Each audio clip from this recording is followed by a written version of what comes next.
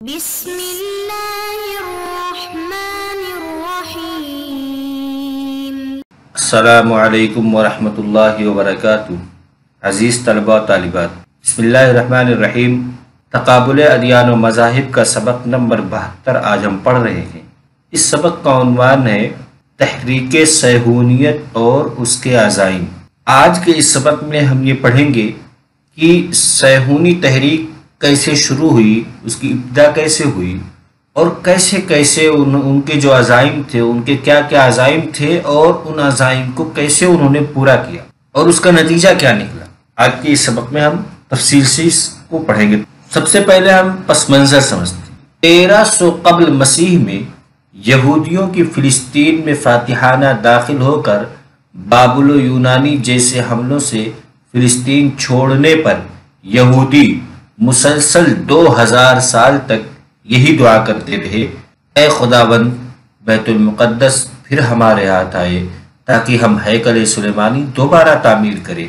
یہودی ہر مذہبی تقریبات کے موقع پر اپنی تاریخ کو یاد کرتے اور پچھلے 20 صدیوں سے اپنے بچوں کے دل میں یہ بات بٹھاتے رہے کہ فلسطین تمہارا ہے، تمہیں واپس لینا ہے، اور تمہارا مقصد زندگی یہ ہے کہ تم بیت المقدس میں ہیکل سلیمانی کو پھر سے۔ یہ اسباب تھے کہ وہ مسلسل 2000 سال تک اپنی تاریخ کو ہر موقع پر دہراتے رہے، اور انہیں یہ یاد رہا کہ فلسطین میں ہی داخل ہونا ہے، فلسطین میں ہی ان کی نجات ملے گی۔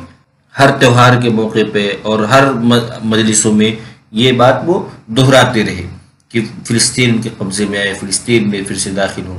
سازشی اور بغاوتی ذہن۔ آخری جلا وطنی کے بعد یہودی یورپ، ایشیا اور افریقہ کے جن ممالک میں رہے، یہ سیاسی سازشوں میں ملوث رہے۔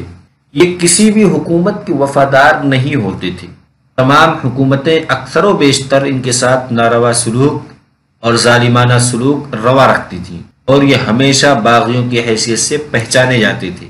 اکثر یہودی روس کے خلاف بغاوتوں کے مرتکب ہوتے تھے، جس کی وجہ سے ان کے خلاف تادیبی کارروائیاں کی جاتی تھیں۔ 1882 میں ان کا قتل عام ہوا، جس کے نتیجے میں لاتعداد یہودی مارے گئے۔ اس قتل عام سے ان کی اس تحریک کا آغاز ہوا جو بعد میں تحریک صیہونیت کہلائی۔ اس کا مطلب یہ کہ جو آخری ان کی ہجرت ہوئی فلسطین سے، تو یہ پورے یورپ میں پھیل گئی، اور ایشیا میں بھی پھیلے، افریقہ میں بھی پھیلے، یعنی اکثر بر اعظم میں پھیل گئے۔ اب ان کا کوئی اصل وطن نہیں رہا، جو یہودی کے نام پہ کوئی وطن۔ اب یہ ہر ملک میں رہتے، لیکن ان کا دماغ جو ہے وہ سازشی اور بغاوتی ہے، یہ اسی صفت سے پہچانے جاتے تھے، اور ہر ملک ان کو باغیوں کی صف میں شمار کرتا تھا۔ اور اکثر یہودیوں کی جو بغاوت ہوتی تھی وہ اکثر روس میں ہوتی تھی، اور روس کے لوگ پھر ان کے خلاف ہر قسم کی کارروائیاں بھی کرتے تھے۔ چنانچہ 1882 میں روس کے اندر ان کا قتل عام ہوا۔ اس قتل عام سے، 1882 میں جو قتل عام ہوا، اس سے بڑے متاثر ہوئے اور بہت ہی دل پہ لگی ان کو۔ پھر انہوں نے یہ تحریک شروع کی۔ اس تحریک کا شروع میں نام یہ تھا جمعیت عشاقان صیہون کے نام پہ انہوں نے ایک جمعیت بنائی، عشاقان صیہون کی۔ ڈاکٹر احمد شلبی نے مقارنۃ الادیان میں لکھا ہے کہ اس شدید قتل کے بعد، یعنی جو 1882 میں، اس شدید قتل کے بعد یہودیوں نے یہ اندازہ لگا لیا کہ ان کے لیے ان کے آبا کی سرزمین ارض موعود کے علاوہ اور کہیں امن و چین نہیں۔ اس تحریک کا بانی لیو پنسکر تھا، جس نے ایک جماعت تشکیل دی جس کا نام جمعیت عشاقان صیہون تھا۔ حضرت داؤد علیہ السلام نے اپنے زمانے میں یروشلم کے جبل صیہون پر ایک فوجی چھاونی قائم کی تھی۔ یہودیوں نے اپنے اس دور عروج کی طرف نسبت کرتے ہوئے اپنی جماعت کے لیے یہ نام استعمال کیا تاکہ یہودیوں کے ذہن میں عظمت رفتہ کے حصول کا جذبہ پیدا۔ یہ اس میں دو باتیں، پہلی بات میں اس جمعیت کی تاریخ بیان کی گئی، دوسری بات میں اس کی وجہ تسمیہ نام کی، اس عشاقان صیہون نام کی وجہ تسمیہ بیان کی گئی۔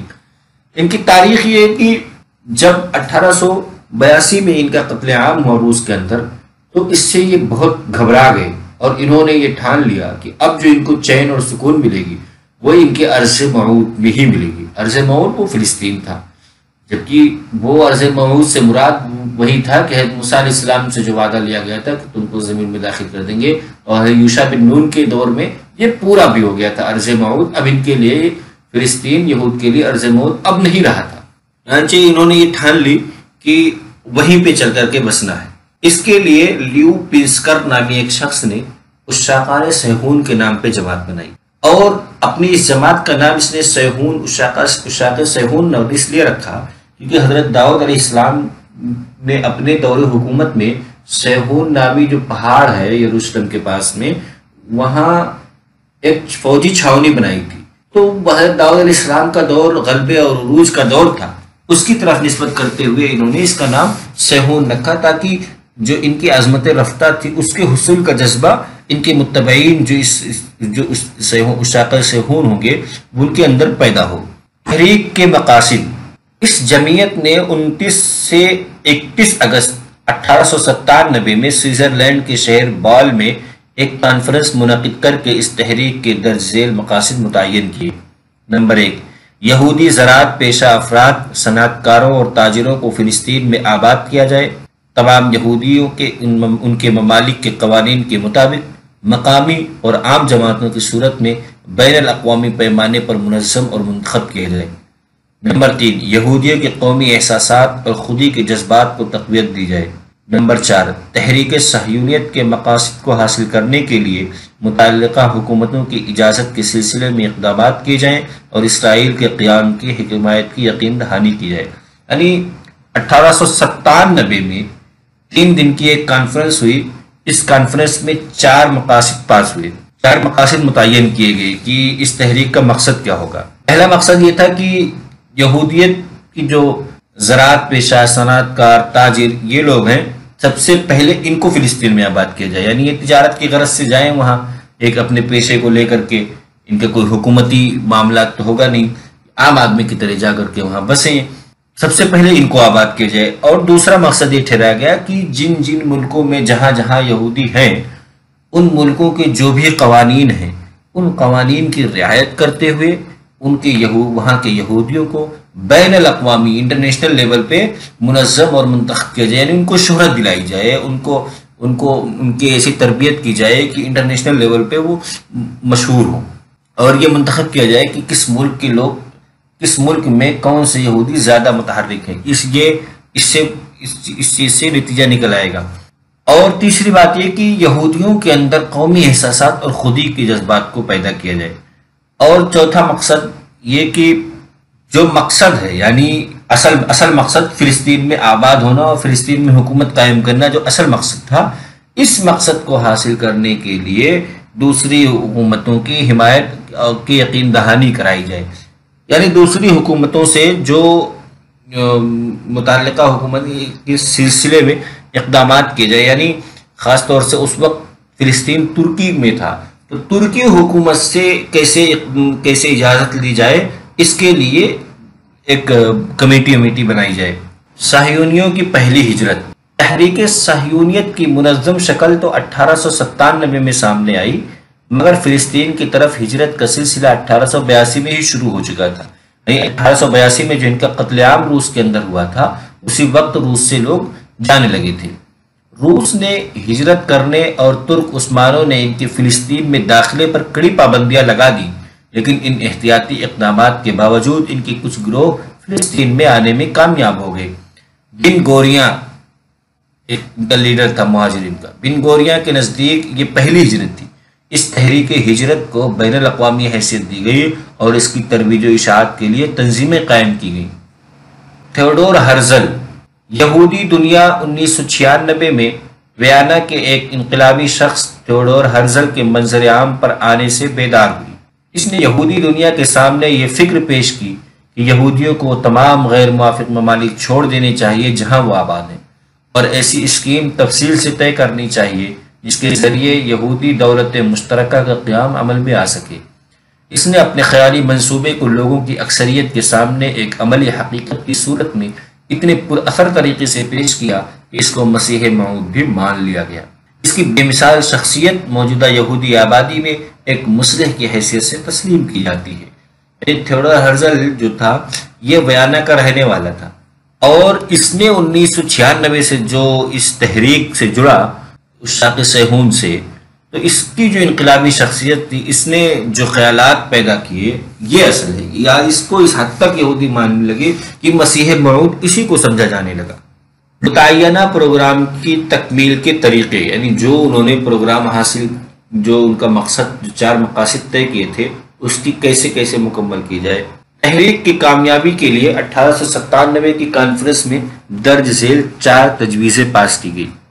نمبر 1، عبرانی زبان کی اہمیت کو اجاگر کیا جائے اور یہ لازمی کیا جائے کہ یہودی اپنے روزمرہ کے معمولات عبرانی میں ہی لکھیں اور پڑھیں۔ نمبر 2، مجوزہ علاقے کے لیے فلسطین نام رکھنے کے بجائے اسرائیل کا نام منتخب کیا گیا۔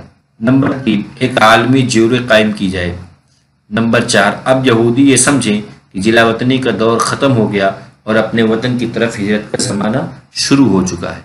یعنی جو پروگرام ان کا طے تھا، اصل مقصد تو فلسطین میں اس اپنی ایک حکومت قائم کرنا تھا، یہودی حکومت۔ اس کے لیے مرحلہ وار کون کون سے طریقے اختیار کی جائیں، وہ یہ 4 طریقوں کو تجویز کی شکل میں پاس کیا گیا۔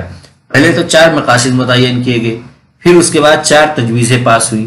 4 تجویزوں میں سے پہلے نمبر پہ تھا کہ عبرانی زبان کو غیر معمولی اہمیت دی جائے اور یہودی اپنے ہر کام عبرانی زبان میں کرے۔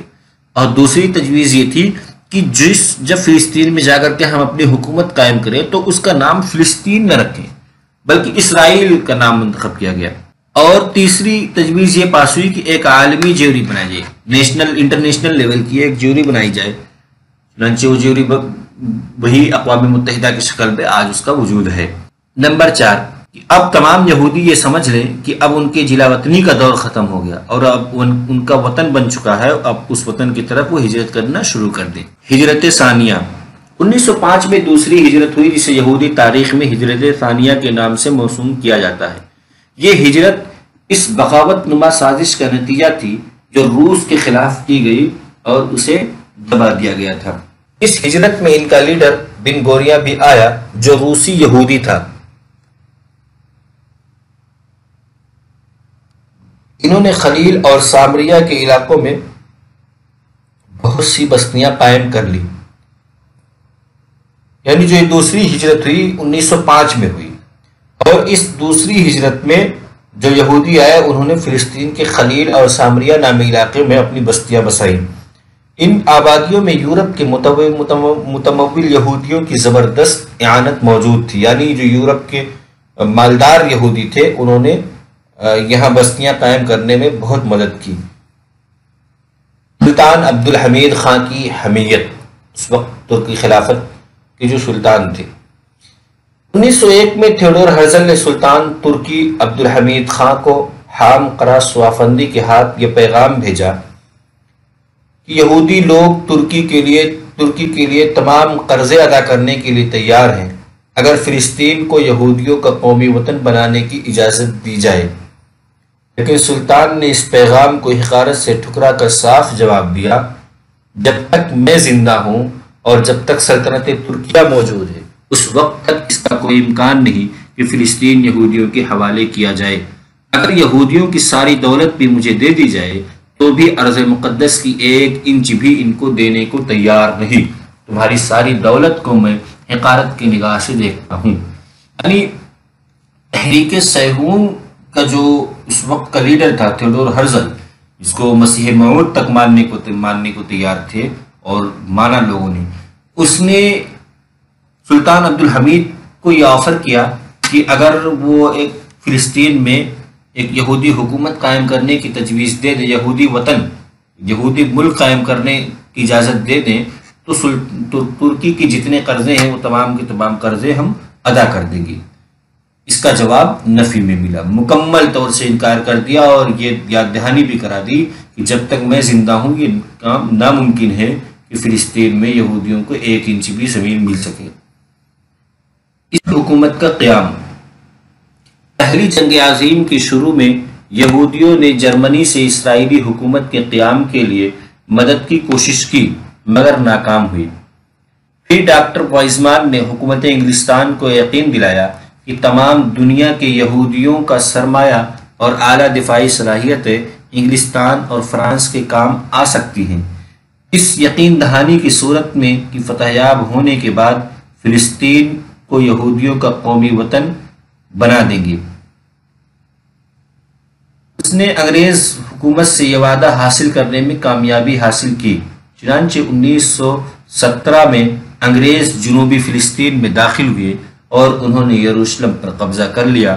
جرمن اور ترکی کی فوجیں بتدریج شمالی فلسطین اور شام کی طرف ہٹ گئی۔ فلسطین برطانیہ کے قبضے میں آ گیا اور اسرائیلی حکومت کے قیام کا اعلان کر دیا گیا، جسے تاریخ میں اعلان بالفور کہتے ہیں۔ یہ اس تحریک کا نتیجہ ہے، تحریک صہیونیت کا اور اس کے عزائم کی تکمیل کہ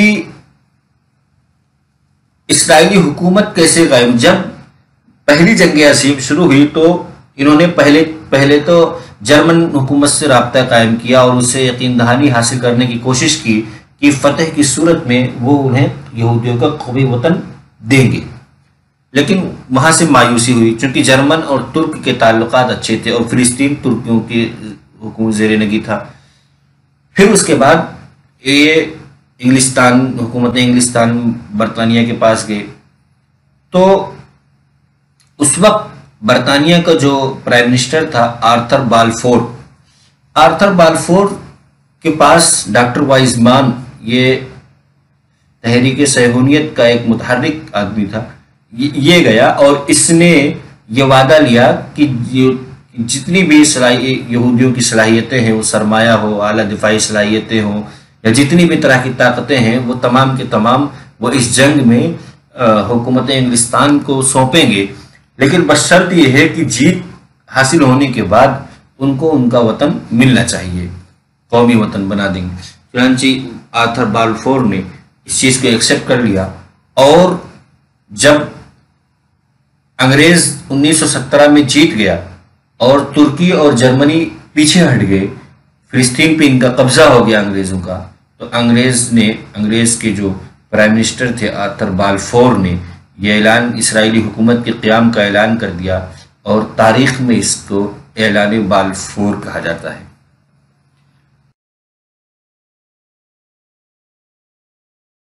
ایسا ہے کہ اس سبق میں ہم نے سب سے پہلے اس تحریک کا پس منظر پڑھا، پھر سازشی اور بغاوتی ذہن کو پڑھا کہ ان کی کیسے مشہور تھے، پھر اس کے بعد جمعیت عشاق صہیون یعنی اس کا ابتدائی نام تھا، پھر تحریک کے مقاصد کیا تھے، پھر صہیونیوں کی پہلی ہجرت، پھر تھیوڈر ہرزل کے بارے میں پڑھا جو اس کا سب سے متحرک آدمی گزرا، پھر متعینہ پروگرام کی تکمیل کے طریقے کیا 4 طریقے ہوتے، پھر ان کی دوسری ہجرت، پھر سلطان عبدالحمید خان کی حمیت کے بارے میں پڑھا، پھر آخر میں